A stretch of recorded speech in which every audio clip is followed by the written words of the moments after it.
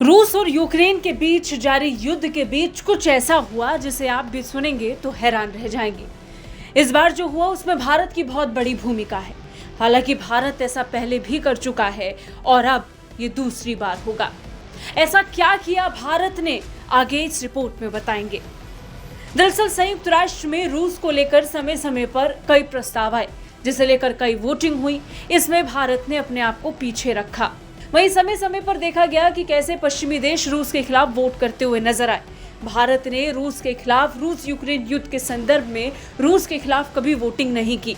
हालांकि पिछली 2 बार में ऐसा हुआ जब भारत ने रूस के खिलाफ जाकर वोटिंग करने का मन बनाया और वोट किया भी। रूस ने संयुक्त राष्ट्र संघ में यूक्रेन के 4 क्षेत्रों में अवैध कब्जे की निंदा करने के लिए लाए गए मसौदे प्रस्ताव पर गुप्त मतदान की मांग की थी।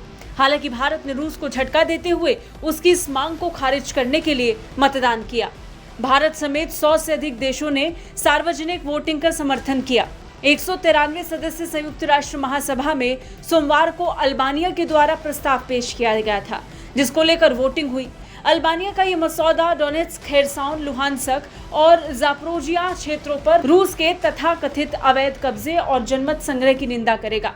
रूस ने मांग की थी कि प्रस्ताव पर गुप्त मतदान द्वारा मतदान किया जाए। भारत सहित संयुक्त राष्ट्र के 107 सदस्य देशों ने रिकॉर्ड वोट के पक्ष में मतदान करने के बाद गुप्त मतदान के लिए रूस की मांग को खारिज कर दिया। केवल 13 देशों ने गुप्त मतदान के लिए रूस के आह्वान के पक्ष में मतदान किया। वहीं 39 देशों ने इस वोटिंग में हिस्सा नहीं लिया। एक रिकॉर्ड वोट रखने के प्रस्ताव को स्वीकार किए जाने के बाद रूस ने महासभा के अध्यक्ष के फैसले के खिलाफ अपील की। रूस की अपील पर एक रिकॉर्ड वोट हुआ और भारत उन 100 देशों में शामिल था जिन्होंने मॉस्को द्वारा की गई चुनौती के खिलाफ मतदान किया। रूस ने तब अल्बानिया द्वारा रिकॉर्ड किए गए वोट के लिए प्रस्तुत प्रस्ताव को अपनाने के निर्णय पर पुनर्विचार की मांग की। महासभा ने भारत सहित 104 देशों द्वारा इस तरह के पुनर्विचार के खिलाफ मतदान करने के बाद प्रस्ताव पर पुनर्विचार नहीं करने का भी फैसला कर लिया। हालांकि ये पहली बार नहीं था जब भारत रूस के खिलाफ गया।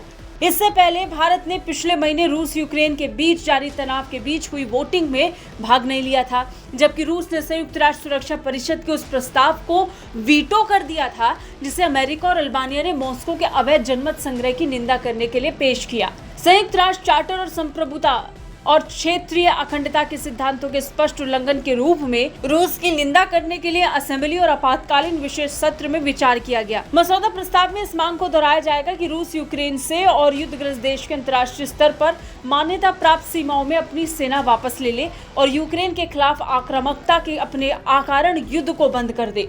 हालांकि इसे लेकर रूस ने पहले वीटो किया और अभी भी इसे लेकर खींचतान बरकरार है।